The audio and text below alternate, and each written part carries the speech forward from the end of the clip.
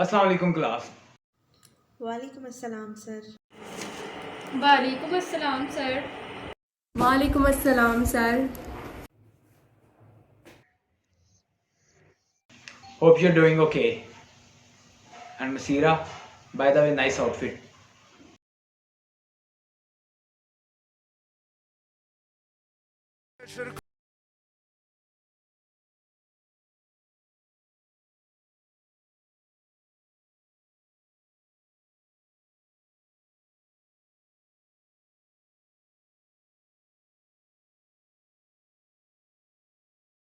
Confirm जन्नती है, confirm जन्नती है, कन्फर्म जन्नती है, कन्फर्म जन्नती है, कन्फर्म जन्नती है, कन्फर्म जन्नती है, कन्फर्म जन्नती.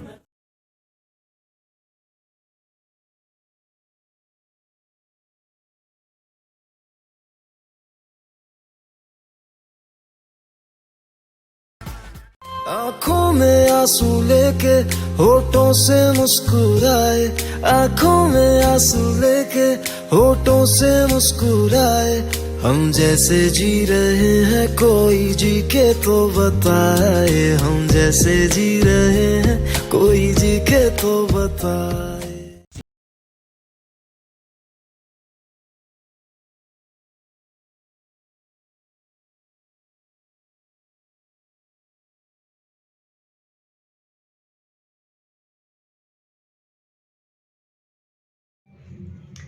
So class, today we are going to discuss communication. As you would have noticed earlier, when I entered the class, I said salam to you, which you can consider as my message.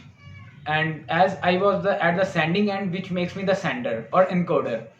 So the medium through which this conversation was occurring or this communication was going was the sound through which we are communicating with each other.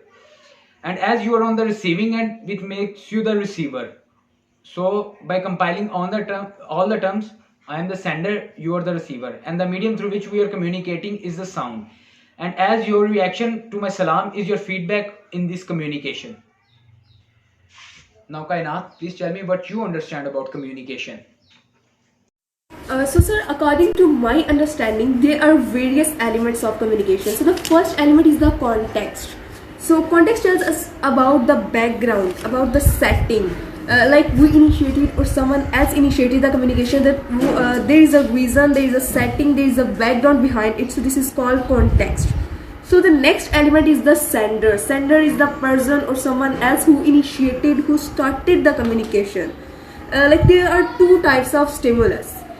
First is external and the second is internal stimulus. External stimulus, a stimulus that comes from such external factors, or internal stimulus that you have your own idea inside your mind. So the next element is message. Message is an encoded idea. An encoded idea.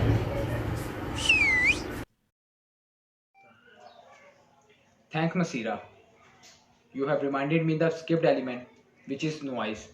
As you can see, noise is the intervening element which can cause a physical discomfort in your communication. Now Tuba, can you please explain the remaining elements? इसके अलावा हमारे पास जो चीज़ें आती हैं उनमें हम लोग देखते हैं कि रिसीवर होता है जो कि रिसीव करता है. लाइक हमने किसी ने एक मैसेज भेजा है तो उसको कोई रिसीव करने वाला भी होगा. तो उसमें पहले जो है वो हमारे पास जो सेंडर होगा उसने जब उसको मैसेज भेजा तो रिसीवर रिसीव करने के बाद उसको डिकोड करेगा. लाइक वो जो मैसेज होगा उसको समझ नहीं आए कि इसने क्या बोला है, ठीक है.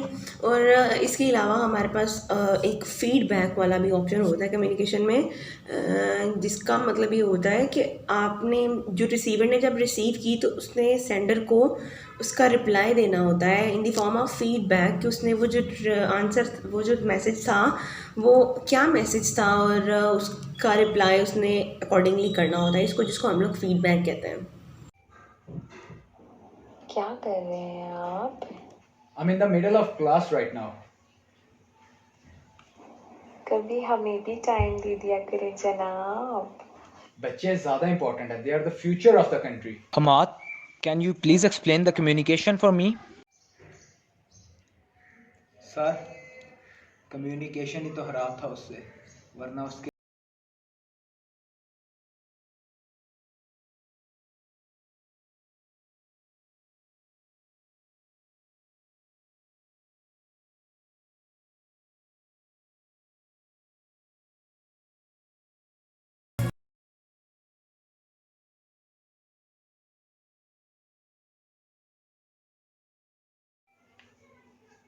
फ्यूचर खतरे में लग रहा है थोड़ा। इस तरह से पढ़ाते हैं कि बच्चों को।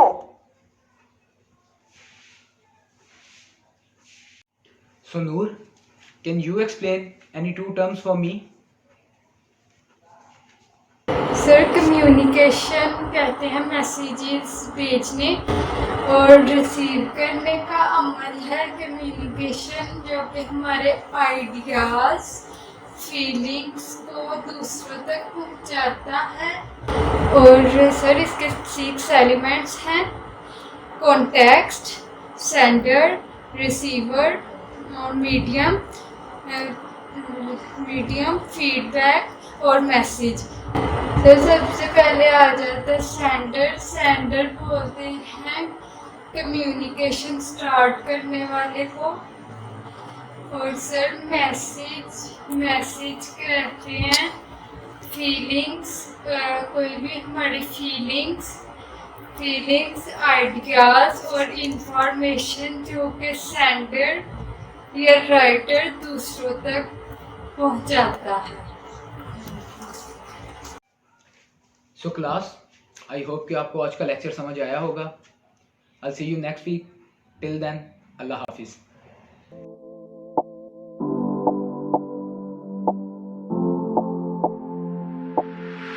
अफसाने अब लिखता नहीं हूँ, मैं दुनिया को दिखता नहीं हूँ। मत पूछो मैं कितना सही हूँ, क्यों एक जगह टिकता नहीं हूँ। बसर करते हैं तेरे दिल में, असर है तो शिकवा करें क्यों। जिक्र होता है हर महफिल में।